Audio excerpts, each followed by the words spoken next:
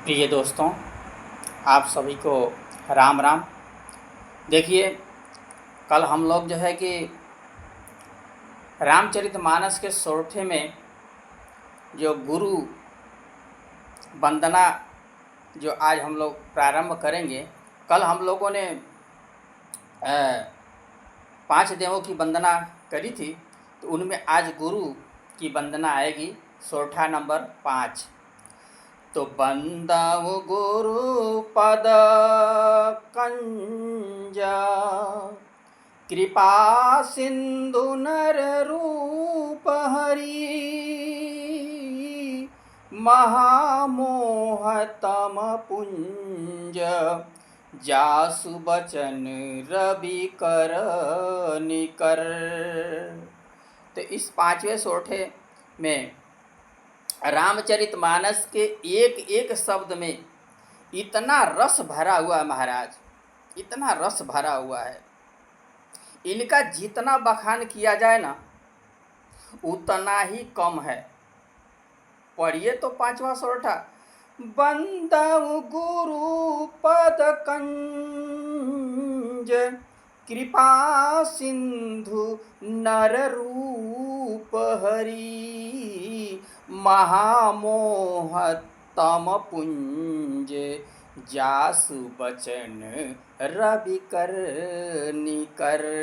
गोस्वामी तुलसीदास जी महाराज कहते हैं कि बंदव गुरुपद कंज, मैं अपने गुरुदेव जी की चरण कमल की वंदना करता हूँ, चरण कमलों की वंदना करता हूँ। जो कृपा सिंधु नर रूप हरि, जो कृपा की सिंधु हैं और नर के रूप में हरि हैं, महामोह तम पुंज, जासु बचन रवि कर निकर। जासु बचन रवि कर निकर, सूर्य के किरणों के समान महामोह तम पुंज। महामोह रूपी अज्ञान अंधकार को नष्ट करने के लिए जिनके वचन ज्ञान रूपी सूर्य के समान है, ऐसे गुरुदेव की मैं वंदना करता हूँ, वंदना करता हूँ। अब विशेष भाव देखिए, गोस्वामी तुलसीदास जी महाराज ने, आपको पता है कितने लोगों को गुरु माना है? गोस्वामी तुलसीदास जी ने 3 लोगों को अपना गुरु बनाया। ध्यान दीजिएगा, चिंतन की बात है, ध्यान से समझिएगा।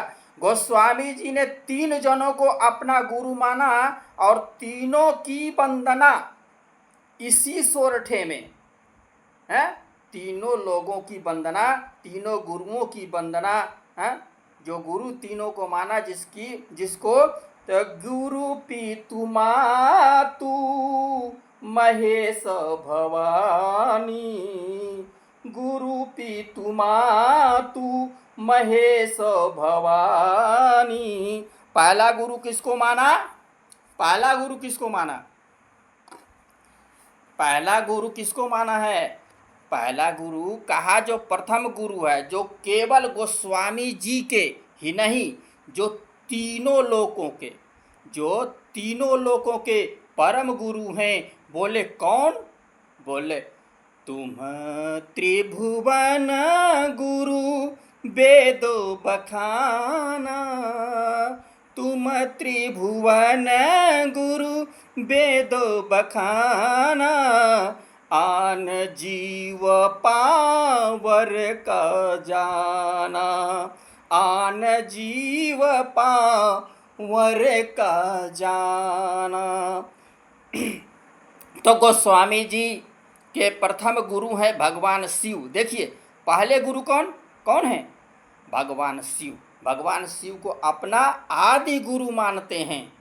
दूसरा गुरु नरहरियानंद जी महाराज, ये गोस्वामी जी के द्वितीय गुरु हैं।